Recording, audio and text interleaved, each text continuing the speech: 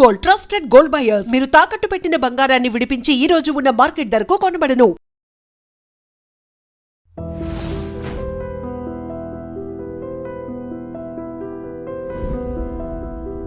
నమస్తే, నేను Kavitha. Welcome to I Dream News and నిజాలు.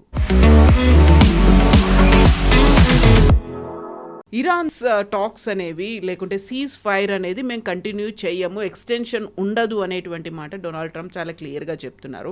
ఇరాన్ యాక్సెప్ట్ చేస్తోందా, మాట్లాడుతోందా, చర్చలకు వస్తోందా? కవిత గారు, మనం ఇరాన్ది వాళ్ళ వైపు నుంచి ఉన్న వాళ్ళ పాయింట్ చూడాలి. మనం ఫస్ట్ అమెరికాని పక్కన పెడదాం. మనం president Trump cease fire extend చేస్తారా? చేయరు. ఆయన 100% చేయరు. లేకుంటే ప్రెషర్ పెట్టి అమెరికన్ డెలిగేషన్ తీసుకొచ్చి వాళ్ళు ఎవరు అక్కడ కూర్చొని వాళ్ళు ఏం చేస్తారు ఇస్లామాబాద్లో? అటువైపు ఎవరు లేకుంటే సో నడిమిట్లోనే ఎయిర్క్రాఫ్ట్ తిప్పేస్తారా యుఎస్ వైపే? మళ్ళీ ఇదన్నీ ప్రశ్నలు ఉన్నాయి. ఇక్కడున్నప్పుడు ఇరాన్ వైపు నుంచి చూస్తే వాళ్ళకు 3-4 మేజర్ అబ్జెక్షన్స్ ఉన్నాయి. ఒకటి, వాళ్ళ యురేనియం గురించి. ఇది మనం చాలాసార్లు చర్చించాం. వాళ్ళది లాజిక్ ఏంటంటే ఈ యురేనియం మా దగ్గరే ఉండాలి, దాని ప్యూరిటీ తగ్గించాలన్నా లేకుంటే దాన్ని రిఫైన్మెంట్ ఆపేసేయాలన్నా ఏది ఉన్నా కానీ we will not allow it to be taken out the country. మేము మా దేశం నుంచి దాన్ని బయటికి పంపించాం. అది రష్యా ఉండొచ్చు, అది యుఎస్కి పంపించవచ్చు, లేకుంటే ఎవరికైనా కానివ్వండి. ఎవరికి వాళ్ళు వాళ్ళ యురేనియం ఇవ్వరు వాళ్ళు. అది వాళ్ళ ఫస్ట్ పట్టు. రెండవది, మనం తెలుసు స్ట్రెయిట్ ఆఫ్ హార్మోజ్ గురించి ఒక కన్సిస్టెంట్గా టిట్ ఫర్ టాట్ నడుస్తుంది. ఇరాన్ ఏమంటున్నారంటే మీరు సీజ్ ఫైర్ వైలేట్ చేశారు. ఎట్లా? మీరు గల్ఫ్ ఆఫ్ ఒమాన్లో మీ ఎయిర్క్రాఫ్ట్ క్యారియర్, మీ మిగతా షిప్స్ అని తీసుకొచ్చి పెట్టి మీరు మా షిప్స్ని బ్లాక్ చేస్తున్నారు. ఎల్ఏటి, రావెట్ 2 బ్లాక్ చేస్తున్నారు. మొన్న మా షిప్ మీద దాడి చేశారు. ఆ షిప్లో మీరు బోర్డ్ చేశారు, ఇంజిన్ రూమ్ తగలబెట్టారు. సో సీజ్ ఫైర్ వైలేషన్ జరిగింది. మీరు అక్కడి నుంచి వెళ్ళేదాకా, మీరు ఆ సీజ్ ఫైర్ మీరు ఆ బ్లాకేడ్ లిఫ్ట్ చేసేదాకా మేము ఇస్లామాబాద్కి రావడానికి తయారు కాదు, మేము అని చెప్తున్నారు. సో అదొక పెద్ద ప్రాబ్లం ఇప్పుడు. సో ఇరాన్ వైపు నుంచి ద మేజర్ అబ్జెక్షన్ ఇస్ 2. ఒకటి యురేనియం, రెండోది స్ట్రెయిట్ ఆఫ్ హార్మోజ్. మూడోది మనకు తెలిసిందే, హెజ్బుల్లా మిగతా అట్లాంటి వాళ్ళ ఫోర్సెస్ని బయట ఉన్న వాళ్ళని సపోర్ట్ చేయకూడదు. అది మెల్లగా డీల్ చేసుకోవచ్చు, పెద్ద ప్రాబ్లం లేదు. ఇన్ఫ్యాక్ట్ మనం మర్చిపోతున్నాం, ఇవాళ as we speak 2nd round of talks వాషింగ్టన్లో మొదలైంది, ఇజ్రాయెల్ అండ్ లెబనాన్. ఇక్కడ నడుస్తుందో లేదో అని టెన్షన్ ఉంటే అక్కడ రెగ్యులర్గా వాళ్ళు ఎవ్రీ వీక్ మీట్ అవుతున్నారు. ఇప్పుడు అక్కడ ఇజ్రాయెల్ పెట్టే ప్రెషర్ ఏంటంటే లెబనాన్ నుంచి హెజ్బుల్లాని తీసేసేయాలి మీరు. సో లెబనాన్ మీద ఎక్కువ ప్రెషర్ ఉంది. ఇప్పుడు ఇజ్రాయెల్ టెన్షన్ లేదు. ఇజ్రాయెల్ సదర్న్ లెబనాన్ ఉన్నారు. ఇవాళ పొద్దున కూడా లిటనీ రివర్ దగ్గర ఉన్న బ్రిడ్జ్ని కొట్టుపడేశారు వాళ్ళు. So they are still there. ఇటువైపు అమెరికాకి ప్రాబ్లం ఏంటంటే ఈ చర్చలకి పాకిస్తాన్ ఏం చేస్తారు? ఇరాన్ మెయిన్ కంప్లైంట్ ఏంటంటే కవిత గారు, దట్ ప్రెసిడెంట్ ట్రంప్ ఒక ఎక్సెంట్రిక్ క్యారెక్టర్ లాగా ఉన్నారు. మనకు అందరూ తెలిసిందే, కొత్తదేం కాదు. ప్రెసిడెంట్ ట్రంప్ ప్రతి గంటకి ఒక ట్వీట్ చేస్తారు, కాంట్రడిక్ట్ చేసుకుంటే చేస్తారు. చర్చలు చాలా బాగా నడుస్తున్నాయి, అసలు ఏం లేదు, ఇప్పుడు డీల్ మనం సైన్ చేసేస్తాం. గంట తర్వాత అంతా డీల్ సైన్ చేయకుంటే మీరు అంతే, మీ సంగతి మీ మొత్తం విల్ బ్లో అప్ ఎవ్రీథింగ్ అంటారు. మళ్ళీ ఒక హాఫ్ అన్ అవర్ తర్వాత అంటారు, నేను అసీం మునీర్తో మాట్లాడాను, he has to deliver. Asim Munir అనుకుంటాడు, నేనెందుకు దీంట్లో వచ్చి పడ్డాను అనుకుంటారు. ఇప్పుడు ఆయన కావాల్సింది యాక్చువల్లీ. ఇంకో నెక్స్ట్ అవర్ అంటాడు, నేను ఇజ్రాయెల్తో మాట్లాడుతున్నాను, Israel is a great nation, వాళ్ళు ఎప్పుడు గెలుస్తూనే ఉంటారు అని. ఒక ట్వీట్కి ఒక ట్రూత్ సోషల్ అనేది సోషల్ మీడియా పోస్ట్ ఒకటి ఉంది, అక్కడి నుంచి ఇదన్నీ చేస్తారు ఆయన. ఒక్క మాట చెప్పింది నెక్స్ట్ మాటకి కనెక్షన్ లేదని ఇరానియన్స్ కంప్లైంట్ చేస్తున్నారు. మీరు ఒక్క మాట మీద ఉండండి, మా వ్యతిరేకంగా మాట్లాడితే మా వ్యతిరేకంగానే మాట్లాడండి. ఒకసారి వచ్చి అంటున్నారు talks are going on very well, we are speaking to each other. మా వైపు అందరు చూస్తున్నారు, ఎవరితో మాట్లాడుతున్నారు ఈయన? అసీం మునీర్తో మాట్లాడుతున్నారు. Is not even speaking to Shahbaz Sharif. అక్కడ ఉన్న సివిలియన్ గవర్నమెంట్తో మాట్లాడలేదు, ఒక పాకిస్తాన్ దగ్గర ఉన్న ఆర్మీ చీఫ్ దగ్గర మాట్లాడుతున్నారు. అక్కడ మీకు తెలిసిపోతుంది దట్ పాకిస్తాన్ సివిలియన్ అడ్మినిస్ట్రేషన్కి దీంట్లో ఏ రోల్ లేదు. ఇస్లామాబాద్లో చర్చలు నడుపుతా అన్నారు. సో అసీం మునీర్ పని ఏంటంటే ఒక ఏజెంట్ లాగా ఇరానియన్స్ని తీసుకొచ్చి అక్కడ కూర్చోబెట్టాలి. ఏం try what ever you want. Trump చెప్పారు నాకు తెలియదు, ఇరానియన్స్ని తీసుకొచ్చి అక్కడ కూర్చోబెట్టాలి రెండోసారి కూడా. ఇరానియన్స్ ఏమో వాళ్ళ ప్రెసిడెంట్ పెస్కేసియన్ ఇప్పుడు పొద్దున ఒక ట్వీట్ చేశారన వీఆర్ నాట్ కమింగ్ చాలా క్లియర్గా.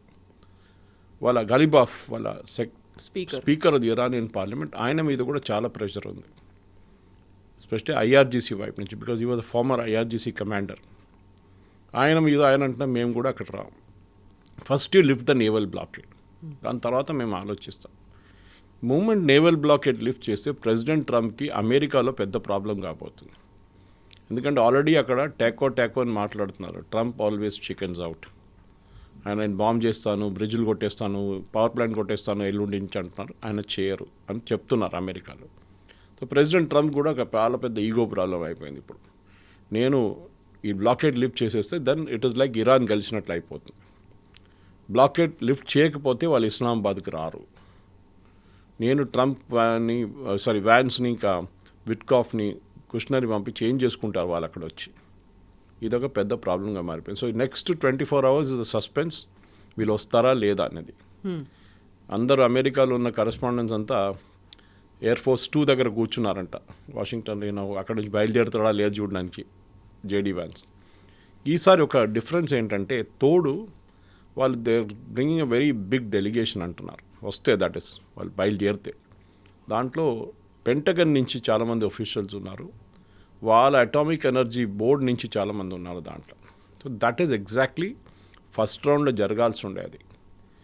విట్కాఫ్ని కుష్నర్ని ఇరానియన్స్ ఎప్పుడు ఇజ్రాయేలీ ఏజెంట్స్గా చూసుకుంటారు. వాళ్ళు జైనిస్ట్ అంటారు వీళ్ళిద్దరిని, జైనిస్ట్ ఏజెంట్ అంటే ఎవరు మాట్లాడితే కానీ వీళ్ళిద్దరు చూస్తుంటారు అది ఏం చెప్తున్నారు, ఇజ్రాయెల్కి పాజిటివ్గా ఏమో చెప్తున్నారా లేదని చూస్తుంటారు.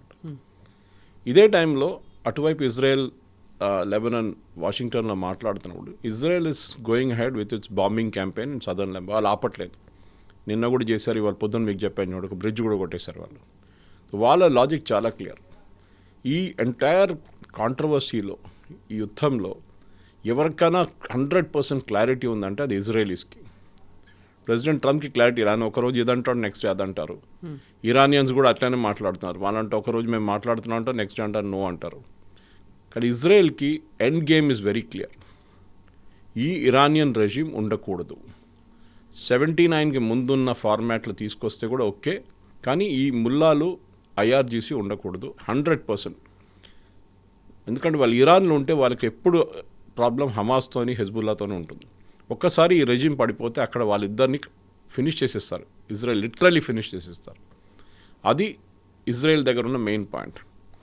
ఇన్ఫ్యాక్ట్ బెంజమిన్ నెటన్యాహు కూడా మొన్న ఒక స్పీచ్లో అన్నారు, ఈ పాయింట్ చాలా క్లియర్గా చెప్పారు ఆయన, that hour aim is very clear. నిన్న వాళ్ళది ఒక రిమెంబరెన్స్ డే లాగుండే 25,680 మంది సోల్జర్స్ చనిపోయిన దానికి మెమోరియల్. లాస్ట్ 1 yearలోనే 700 మంది చనిపోయారు వాళ్ళది. దట్ బోస్ హమాస్ గాజాలోని అండ్ నౌ సదర్న్ లెబనాన్లో. సో దాని ఒక మెమోరియల్ కూడా ఉండే. సో మాట్లాడుతూ ఆయన ఇదే అన్నారు, మనకి main problem is not with Lebanon, problem is with Hezbollah.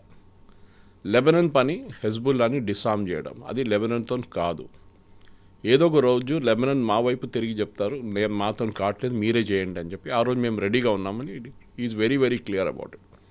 కానీ ఇటువైపు ఇది మేజర్ ప్రాబ్లం. ట్రంప్కి అమెరికన్ కాంగ్రెస్ నుంచి, అక్కడున్న ప్రజల దగ్గర నుంచి, అక్కడున్న ఫ్యూయల్ రేట్స్ గురించి, చాలా మటుకు రీటైల్ అవుట్లెట్స్లో ఉన్న ఇన్ఫ్లేషన్ గురించి చాలా ప్రెషర్ ఉంది ప్రెసిడెంట్ ట్రంప్ మీద.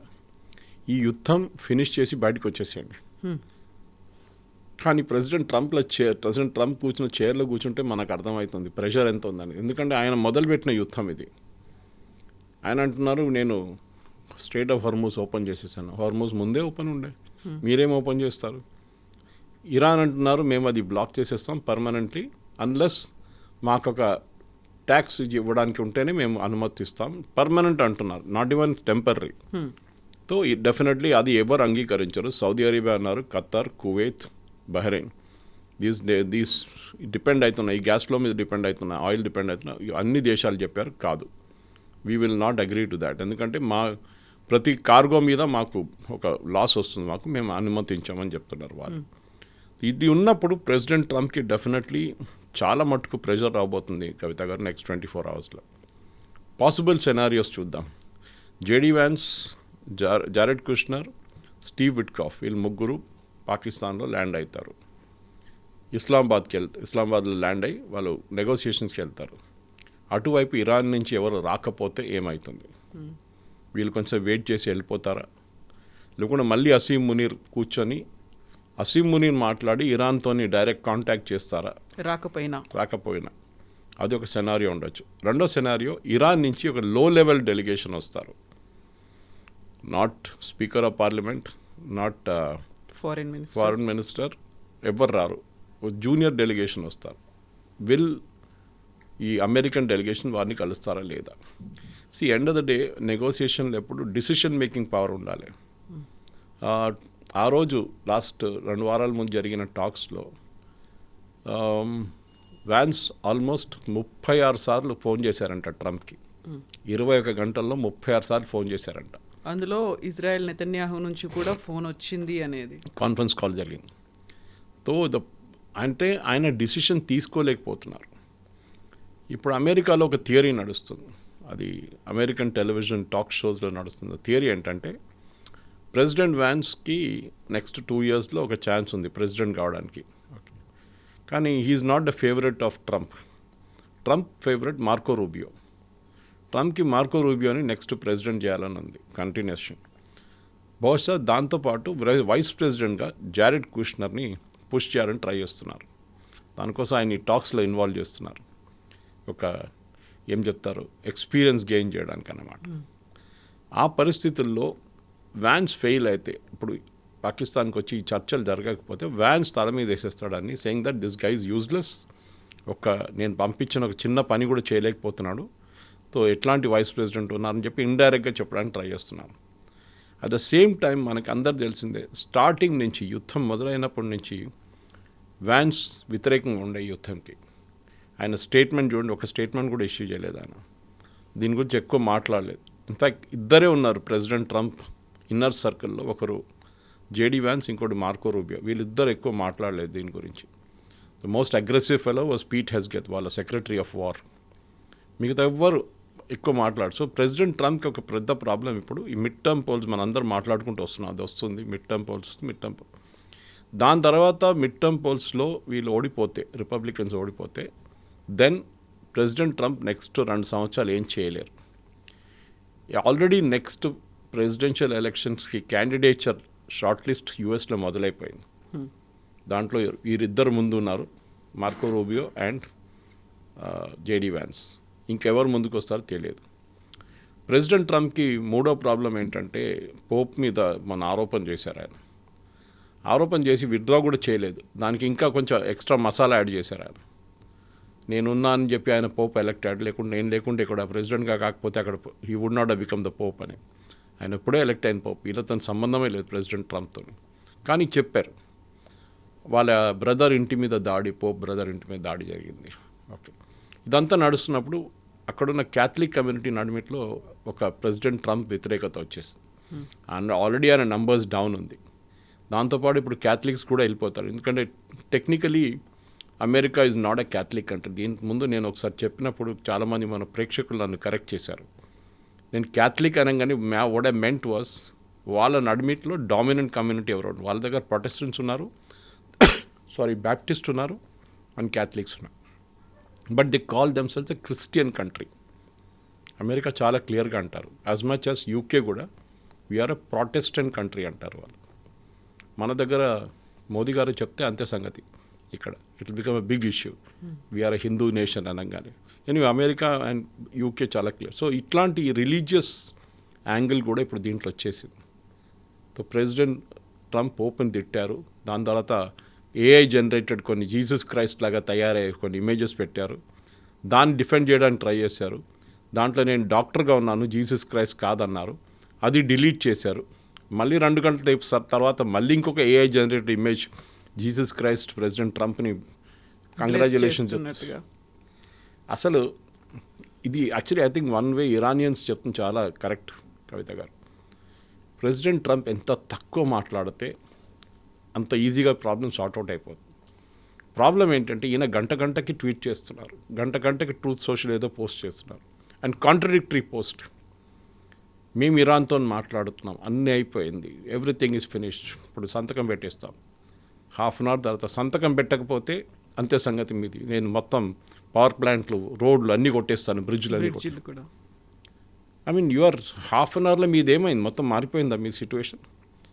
ఇది వాళ్ళు అంటున్నారు. So that is why Pezeshkian and both Ghalibaf చాలా క్లియర్గా చెప్పారంట అసీం మునీర్కి, we will not talk to president Trump's representatives. వాళ్ళు రానియండి, Steve Witkoff and Jared Kushner, కానీ we want speak to Vance only. మేము వ్యాన్స్తోనే మాట్లాడతాం మేము. ఈసారి కూడా వ్యాన్స్ ఇప్పుడు బయలుచేరని నిన్నని చెప్పారు, you will not lead the delegation, Marco Rubio will lead it అన్నారు. దాని తర్వాత రాత్రి జరిగిన చర్చల్లో బహుశా మళ్ళీ జేడీ వ్యాన్స్ పేరు వచ్చింది ముందు. కానీ ఇప్పుడు దాకా మనం స్టార్టింగ్ ఆఫ్ ద కాన్వర్జేషన్ చెప్పినట్లే మనకు తెలియదు ఈ టాక్స్ ఉంటుందో లేదో అనేది ఒక క్లారిటీ లేదు ఇప్పుడు. సో ఫస్ట్ ఒక 15 అనుకున్నారు, ఆ తర్వాత 10 అనుకున్నారు, బట్ ఇప్పుడు కీలకమైనటువంటి 5 పాయింట్ల మీద డిస్కషన్ అనేది ఉండబోతోంది అనేది. అందులో న్యూక్లియర్ వెపన్స్కి సంబంధించి అక్కడ ఉన్నటువంటి యురేనియం వీటన్నిటి మీతో పాటుగా మళ్ళీ అక్కడ నుంచి మొత్తం దళాలని తీసేయాలి, లేకుంటే రీకన్స్ట్రక్షన్ కోసం రీబిల్డ్ చేసుకోవడానికి కూడా కంపెన్సేషన్ ఇవ్వాలి అనేది. సేమ్ అవే డిమాండ్స్, ఆ 5 డిమాండ్సే ఉంటాయా? అవే 5 కండిషన్స్ కూడా అమెరికా పెడుతోందా? దాంట్లో అన్నిటికంటే ఇంపార్టెంట్ 5 కరెక్ట్ మీరు చెప్పింది. 5లో అన్నిటికంటే ఇంపార్టెంట్ యురేనియం. అమెరికా ఏమంటున్నారంటే ఇదంతా డస్ట్ అయిపోయిందని, కానీ ఇరానియన్స్ అంటారు కాదు, చాలా సెక్యూర్గా ఉంది, అది మాకు తెలిసి ఎక్కడుందనేది. 400 kgs ఎన్రిచ్డ్ యురేనియం, అది ఎక్కడుందని మాకు తెలుసు. అది మేము మా దేశం నుంచి బయటికి వెళ్ళినాం, రష్యా కానివ్వండి, యూఎస్ కానివ్వండి, ఆర్ ఈవెన్ IAEA కూడా మేము ఇవ్వం. మేము that should be there with us. President Trump ఇవాళ పొద్దున ఇంకొక ట్రూత్ సోషల్ పోస్ట్ వేసిండు, JCPO అగ్రిమెంట్ కన్నా బెటర్, ఇది ప్రెసిడెంట్ ఒబామా టైంలో చేసిన అగ్రిమెంట్ కన్నా చాలా మటుకు it be very very good. Barack Hussein Obama చేసిన ఒప్పందం అండ్ స్లీపీ బైడెన్ చేసిన ఒప్పందం దానికన్నా బెటర్గా ఉంటుంది నేను చేయబోయే ఒప్పందం. అది అర్థం కావట్లేదు, ఎందుకంటే the best agreement was the 2015 agreement President Obama sign చేసింది. దాంట్లో చాలా మటుకు ఒక క్లారిటీ ఉండే. ఇప్పుడు ఒక హైపోథెటికల్ సినారీ చేసుకుందాం కవిత గారు, వీళ్ళ దగ్గర 400 కిలోలు ఉన్నాయి, వీళ్ళంటారు మేము ఇవ్వము, మా దగ్గరే పెట్టేసుకుంటాం, IAEA వచ్చి ఇన్స్పెక్ట్ చేసుకోవచ్చు, that we will not purify anymore. మా సెంట్రిఫ్యూజ్ కావాలంటే మేము దాన్ని ఐదర్ డెస్ట్రాయ్ చేసేస్తాము, లేకుంటే దాన్ని సీల్ చేసి ఎక్కడైనా పెట్టేస్తాం. సెంట్రిఫ్యూజ్లోనే ఈ ప్యూరిటీ ఉంటుంది. మన స్కూల్లో కాలేజ్లో నేర్చుకుంటాం, ఇప్పుడు సెంట్రిఫ్యూజ్ చేస్తాం మనం లాబొరేటరీ ఎక్స్పెరిమెంట్లో. That's the higher end version of it. అదొక సెనారియో. కాదు, next one we will give it to Russia. అది కూడా డౌట్ఫుల్, ఎందుకంటే ఐ మీన్ పెద్ద ఒక డౌట్ ఉంది, చైనాని ఇంకా ట్రస్ట్ చేస్తారు ఇరాన్, నాట్ రష్యా. ఇన్ఫ్యాక్ట్ నిన్న ఆ బోర్డ్ చేసిన షిప్ కవిత గారు US ఏమంటున్నారు, దాంట్లో బహుశా మీకు పంపించాను కూడా ఆర్టికల్ ఇవాళ, అది డ్యూయల్ యూస్ కార్గో ఉంది దాంట్లో. అంటే మీరు ఒక కార్గో తెచ్చుకుంటే, ఒక మిషన్ ఉందనుకోండి, it can be CNC lathe machine, it can be centrifuge machine. మీరు దాన్ని చెప్తారు మేము ఫార్మస్యూటికల్స్కి వాడుకుంటున్నాం, ఫార్మా ప్రోడక్ట్స్ తయారు చేయడానికి వాడుకుంటున్నాం, కానీ అదే ప్రోడక్ట్ మీరు న్యూక్లియర్ దానికి కూడా వాడుకోవచ్చు. సో డ్యూయల్ యూసేజ్ ఉంటుంది. మన మీద ఆపరేషన్ పోఖరణ్ టైంలో అప్పుడు జరిగిన దాంట్లో మన మీద ఆంక్షలు పెట్టారు, శాంక్షన్స్ పెట్టారు US. అప్పుడు మన మీద కూడా మనం తెచ్చుకున్న ప్రోడక్ట్స్ రష్యా నుంచో, ఫ్రాన్స్ నుంచో, జర్మనీ నుంచో తెచ్చుకున్న ప్రోడక్ట్స్ని ఆపారు America, that we cannot take it because dual usage అని చెప్పేసి. బట్ మనం మన వైపు నుంచి డెవలప్ చేసుకున్నాం అది. That is exactly what we did with cryogenic engines ISRO కోసం. కానీ ఇరాన్ అది చేయలేరు, ఇరాన్ దగ్గర అంత కెపాసిటీ లేదు. ఇప్పుడు ఏం చేయబోతున్నారంటే ఇరాన్ అంటున్నారు అది డ్యూయల్ యూసేజ్ కాదు, మీరు ఆ షిప్ ముందు రిలీజ్ చేయండి. అమెరికా అంటున్నారు కాదు, that ship is under hour custody. అది కాకుండా మీ షిప్పులు ఎక్కడైనా తిరుగుతుంటే లోకంలో చైనీస్ షిప్స్, దాన్ని మేము క్యాప్చర్ చేసుకుంటాం. అది ఇరాన్కి చైనాకి వెళ్ళే షిప్స్ కానీ, చైనా నుంచి వచ్చే షిప్స్ కానీ పట్టుకుంటే చైనా కూడా ప్రాబ్లం ఉంటుంది. ఇరానియన్ ఫ్లాగ్డ్ ఉంటుంది, కానీ it is product coming from China. So అది కూడా ఒక పెద్ద ఇష్యూ కాబోతుంది. చైనా ఆల్రెడీ నిన్న వాళ్ళ external affairs ministry spokes person ఒక ఓపెన్ ప్రెస్ బ్రీఫింగ్లో అన్నారు, ఇది ఇష్యూ సార్ట్అవుట్ చేసుకోవాల్సిందని. చైనాకి చాలా మటుకు ఇరాన్తోని వాళ్ళకి ఇమ్మీడియట్గా ఆయిల్ కావాల్సి వస్తుంది. వాళ్ళ దగ్గర ఇప్పుడున్నది 53 రోజుల ఆయిల్ ఉంది వాళ్ళ దగ్గర, చైనా దగ్గర. కానీ ఎమర్జెన్సీ రిజర్వ్స్లో 230 రోజులది ఉంది. That is emergency reserve. So చైనాకి ఇమ్మీడియట్గా ఇరాన్ దగ్గర నుంచి ఆయిల్ కావాలి వాళ్ళకి నెక్స్ట్ 2 వీక్స్లో. ఇరాన్ కూడా డబ్బులు లేవు, మొత్తం డబ్బులు ఆగిపోయినాయి కంప్లీట్గా. వాళ్ళు ల్యాండ్ రూట్ నుంచి పంపించవచ్చు. మనం ఇండియన్ రైల్వేస్లో చూస్తుంటాం చూడండి, ఆయిల్ ట్యాంక్స్ కంటైనర్స్ పోతుంటాయి. That kind of thing can be sent. అది తజికిస్తాన్ వైపు నుంచి పంపించవచ్చు, రష్యా వైపు నుంచి. కానీ అది చాలా లాంగ్ రూట్ అవుతుంది, టైం పడుతుంది. మళ్ళీ రష్యాకి వెళ్ళి అక్కడి నుంచి మళ్ళీ షిప్లో లోడ్ చేయాల్సి వస్తుంది.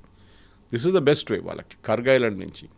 ఇప్పుడు ప్రాబ్లం ఏమవుతుందంటే కర్గ్ ఐలాండ్లో ఇంకొక వారం 4-5 రోజుల దాకానే కర్గ్ ఐలాండ్లో ట్యాంక్స్ నింపొచ్చు. దాని తర్వాత tanks will become full. Okay, full అయితే మీరు పంప్ చేయలేరు ఇంకా. అటువైపు ఆయిల్ వెల్స్ కంప్లీట్గా కంటిన్యూస్గా డ్రిల్డ్ అవుతూనే ఉంటుంది. దాన్ని ఆపారనుకోండి, ఆ విల్ మొత్తం పోతుంది కంప్లీట్గా. మళ్ళీ మీరు దాన్ని రివైవ్ చేయాలంటే మీకు 6 నెలలు పడుతుంది. ఇరాన్కి ఒక టెన్షన్ అదే. సో దానికోసం చూడండి, ఇప్పుడు దాకా వాళ్ళు ఎప్పుడు రియాక్ట్ కాలేదు. ఏది బాంబ్ చేసినా కానీ సరే no problem, we'll take the bombing. బ్రిడ్జులు ధ్వంసం చేశారు, నో ప్రాబ్లం. వాళ్ళ బిల్డింగ్లు కొట్టారు, నో ప్రాబ్లం. కానీ moment strait of Hormuz close చేశాగానే పానిక్ అయ్యారు ఇరాన్. ఎందుకంటే వాళ్ళ మెయిన్ రీజన్ ఇది, వాళ్ళ ఆయిల్ అక్కడి నుంచి కంటిన్యూస్గా ఫ్లో అవుతూ ఉండాలి స్ట్రైట్ ఆఫ్ హార్మోస్ నుంచి. అది ఇప్పుడు కావట్లేదు. యూఎస్ కూడా చాలా క్లియర్ తెలిసిపోయింది. అంటే ఈ స్ట్రాటజీ ప్రెసిడెంట్ ట్రంప్కి ముందెందుకు సజెస్ట్ చేయలేదు అర్థం కావట్లేదు. పెంటగన్ ముందే సజెస్ట్ చేయాలండి దట్ స్ట్రైట్ ఆఫ్ హార్మోస్ నుంచి బ్లాక్ చేసేసేయండి. ఇరాన్ ఆ రోజే దే వుడ్ పాసిబిలిటీ ఈ మూడు వారాల్లో వాళ్ళు they would come to an agreement. ఇప్పుడు మనం we are getting into the I think 8th week, 7th or 8th week. ఇప్పుడు ఇంకా ఒక అగ్రిమెంట్కి దగ్గర రావట్లేదు. సో నెక్స్ట్ 48 అవర్స్లో ప్రెసిడెంట్ ట్రంప్ కూడా దిగి రావాల్సి వస్తుంది. వీళ్ళు కూడా they have to come down. America వైపు నుంచి if they lift the blockade, Iran వాళ్ళ వైపు నుంచి స్ట్రైట్ ఆఫ్ హార్మోస్ని ఓపెన్ చేస్తారు. న్యూక్లియర్ దానికి ఒక 5 year రెస్ట్రిక్షన్ ఇస్తారని చెప్తున్నారు. ఇప్పుడు వాళ్ళ పొద్దున కూడా అదే అన్నారు. పెస్కెసియన్ వాళ్ళందరూ మాట్లాడుతున్నప్పుడు పాకిస్తాన్తో 5 years మేము యురేనియంని ప్యూరిఫై చేయము, దాని తర్వాత we'll see what will happy. Good, ఎందుకంటే అట్లీస్ట్ 5 సంవత్సరాల దాకా టెన్షన్ ఉండదు. అదే టైంలో సౌదీ అరేబియా అండ్ యూఏఈ వీళ్ళు అమెరికా దగ్గర ఏం చెప్పారంటే you finish off this war once for all. మళ్ళీ మీరు పెట్టుకోకండి, మళ్ళీ మీరు తిరిగి రావాల్సి వస్తుంది, మళ్ళీ మీ మొత్తం సెటప్ తీసుకురావాల్సిన తోడు ఎయిర్క్రాఫ్ట్ క్యారియర్లో అదంతా. ఇప్పుడు మీరు ఎక్కడున్నారు, you finish off Iran once for all. వాళ్ళ పరిస్థితి చాలా దారుణంగా ఉంది. వాళ్ళ దగ్గర ఫుడ్ ఇన్ఫ్లేషన్ మనం మాట్లాడాం దీనికన్నా ముందు. వాళ్ళ దగ్గర జనరల్ ఇన్ఫ్లేషన్ ఎక్కువ, కరెన్సీ డివాల్యుయేషన్ అయిపోయింది, నీళ్ళు తక్కువ ఉంది వాళ్ళ దగ్గర. ఇప్పుడు ఫ్యూయల్ ప్రాబ్లమ్స్ కూడా వస్తుంది. మీరు దీంతోపాటు ఎలక్ట్రిసిటీ స్టేషన్స్ కొట్టక్కర్లేదు. ఇంకొక వారం పాటు వాళ్ళ ఆయిల్ ప్రొడక్షన్ రాకపోతే వాళ్ళ ఎలక్ట్రిసిటీ ప్రొడక్షన్ ఆగిపోతుంది ఆటోమేటిక్గా. సో ఇరాన్ని మీరు ఏం చేయక్కర్లేదు, but you finish them off. మీరు ఎక్కడ ఉండండి, ఎక్కడ వెళ్ళకండి అని. కానీ ప్రెసిడెంట్ ట్రంప్కి అక్కడి నుంచి వెళ్ళిపోవాలంది. And other nation which I said which wants president Trump to finish is Israel. Israel చాలా క్లియర్గా చెప్తున్నారు ఈ మాట అన్నమాట. సో ఇజ్రాయెల్ అంటున్నారు, మీరు కాకపోతే చెప్పండి, మేము చేసేస్తాం. We will finish off once and for all. మాకు కూడా రాత్రి కొంచెం రోజులు మంచిగా నిద్రపోవచ్చు, మేము ఈ హెజ్బుల్లా కానీ హమాస్లా కానీ మాకు ప్రాబ్లం ఉండదని చెప్పేసి. ఈ వార్ మధ్యలోనే ఇంకొక దేశం పేరు కూడా వినిపిస్తోంది, అది అజర్బైజాన్కి సంబంధించి ఆయిల్ పైప్ లైన్లని సాబోటేజ్ చేసేటువంటి ప్రయత్నం జరుగుతోంది అనేటువంటి ఆరోపణలు. నిజంగా ఆ కంట్రీలో ఉన్నటువంటి పైప్ లైన్లను కూడా ధ్వంసం చేయాలి అనేటువంటిది వస్తుందా? బికాజ్ ఇరాన్ అండ్ అజర్బైజాన్ ఒక ల్యాండ్ బార్డర్ షేర్ చేస్తారు. వాళ్ళది ఒక క్రూషియల్ కస్టమ్స్ చెక్ పాయింట్ ఒకటి ఉంది. మనం అనుకుంటాం ఇరాన్కి ఇప్పుడు కూడా ఫుడ్ స్టఫ్ ఎక్కడి నుంచి వస్తుంది అంటే బియ్యం కానీ గోధుమలు కానీ మన వైపు నుంచి బంద్ అయిపోయినాయి, సీ రూట్ నుంచి వెళ్ళట్లేదు. అజర్బైజాన్ నుంచి బై ట్రైన్ తెప్పించుకుంటున్నారు వాళ్ళు.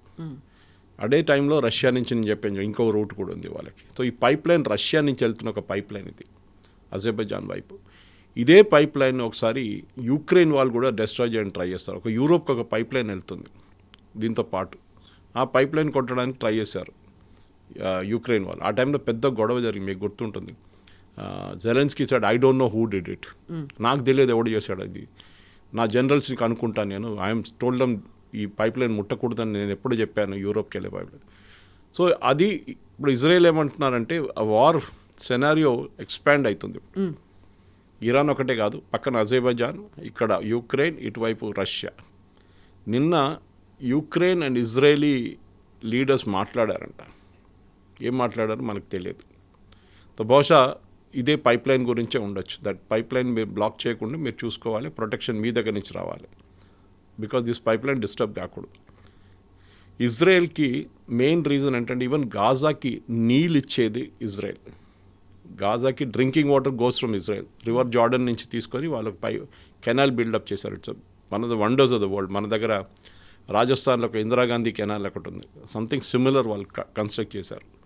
డ్రై ఏరియా లోపల నుంచి నీళ్ళు తీసుకెళ్తారు ఇజ్రాయెల్, అండ్ దాన్ని ప్యూరిఫై చేసి గాజాకు కూడా ఇస్తారు వాళ్ళు. గాజాకు ఉన్న ఎలక్ట్రిసిటీ సప్లై ఇజ్రాయెల్ నుంచి వస్తుంది. అప్పుడు ఆలోచించి, సో ఇజ్రాయెల్కి ఒక ఓవర్ ఆర్చింగ్ ఏమంటే మేము మా వైపు కావాల్సిన ఎనర్జీ సెక్యూరిటీ మేము ఇవాళ దాకా మనం ఎవ్వరు అడగలేదు ఇజ్రాయెల్కి క్రూడ్ ఆయిల్ ఎక్కడి నుంచి వస్తుంది, ఇజ్రాయెల్కి గ్యాస్ ఎక్కడి నుంచి వస్తుంది. నో అదర్ ఎవరు మనం దాని గురించి చూడలేదు. మనం ఎంటైర్ థింగ్ ఈజ్ రష్యా నుంచి వస్తుంది వాళ్ళకి చాలా మటుకు. రష్యా కానీ యుక్రెయిన్ నుంచి వాళ్ళకి వస్తుంది అనమాట. And Azerbaijan pipe line is very very important దానికి. సో దానికే ఇవాళ టైమ్స్ ఆఫ్ ఇండియాలో కూడా ఒక స్టోరీ వచ్చింది దీని గురించి. దట్ ఇజ్రాయెల్ ప్రొటెస్ట్ చేశారు, that Iran is trying to hit the pipe line. మేము ఆ పైప్ లైన్ కొడితే మేము ఇరాన్ని మళ్ళీ కొడతాం మేము అని చెప్పి ఇజ్రాయెల్ హెచ్చరిస్తున్నారు అనమాట. అది చూడాలి ఇప్పుడు. ఎందుకంటే ఎండ్ ఆఫ్ ద డే ఒకవైపు నేను అనుకుంటాను లెబనాన్ వైపు నుంచి ఉన్న సెక్యూరిటీ అష్యూరెన్స్ ఒకసారి ఇజ్రాయెల్కి వచ్చేస్తే, దట్ మేము మా వైపు నుంచి హెజ్బుల్లాని అలౌ చేయము దాడులు చేయడానికంటే ఇజ్రాయెల్ కొంచెం రిలాక్స్ అవుతారు. కానీ హెజ్బుల్లాని ఎప్పుడు ట్రస్ట్ చేయలేము. ద ప్రిన్సిపల్ ఇరాన్ది ఏముంటుందంటే, ఒకవైపు వాళ్ళ సర్వైవల్ చాలా ఇంపార్టెంట్ ఇజ్రాయెల్కి. ఇప్పుడు వాళ్ళు 6 వారాలు సర్వైవ్ చేశారు, 7 వారాల దాకా. ఇంకా ముందుకు వాళ్ళు ఎక్కువ చేయలేరు వాళ్ళు. కానీ వాళ్ళ నడిమిట్లో కూడా నిన్న కూడా మీరు చూసుంటారు, ఒక స్టోరీ వచ్చింది that there is a split. వాళ్ళ దాంట్లో హార్డ్ లైన్ ఎలిమెంట్స్ ఉన్నారు. ఇరానియన్ రెవల్యూషనరీ గార్డ్ కోర్ ఒకటి, ఇటువైపు కొంచెం పొలిటికల్ వీళ్ళు ఫారిన్ మినిస్టర్ సాఫ్ట్ కార్నర్ ఉన్న వాళ్ళు ఉన్నారు. వీళ్ళిద్దరు నడిమిట్లో ఒక చిన్న ఘర్షణ జరుగుతుంది, అండ్ దాన్ని యుఎస్ ఎక్స్ప్లాయిట్ చేస్తున్నారు. ప్రెసిడెంట్ ట్రంప్ ట్రూత్ సోషల్ పోస్ట్లో చూస్తే ఆయన అంటున్నారు very sensible leadership in Iran అని చెప్పేసి.